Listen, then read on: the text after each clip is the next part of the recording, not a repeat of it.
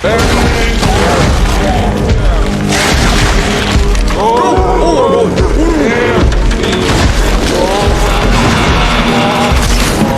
old man was digging hard. When his hoe struck the ground, the earth suddenly shook violently all around. Before him opened a bottomless molten pit. Unaware, he had broken through a barrier. The next second, a cloud of black smoke lunged at him. A charred black circle was seared onto his chest. Unaware, the old man had been possessed by a demon. Not long after, Detective Roy arrived at the train station to pick up his daughter. Suddenly, a group of armed thugs charged in, spraying bullets into the crowd. With sharp shooting skills, Roy took down several of them, but as he moved to reposition, a gun was already aimed at his back from behind.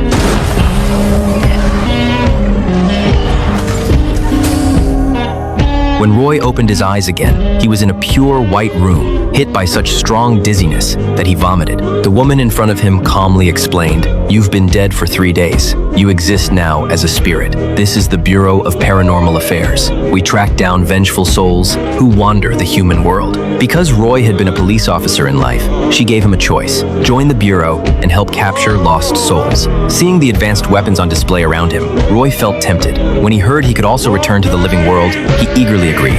The moment he shook the woman's hand, a mark burned onto his chest. Then he was pushed into a sealed chamber, and before he could react, Roy was revived back on Earth. A woman was waiting for him there on horseback. She would be Roy's partner, guiding him to capture souls in the human world. But Roy didn't have time for details. He mounted the horse and raced home to see his daughter. Just as he was about to reach her, Jenny pulled him aside and whispered urgently, "The Bureau just detected a hostile spirit on a prison transport. We have to move now." They reached the scene, and Jenny quickly pulled out a small vial, flicking a drop of liquid at one of the prisoners. The demon inside was forced out, revealing its true form.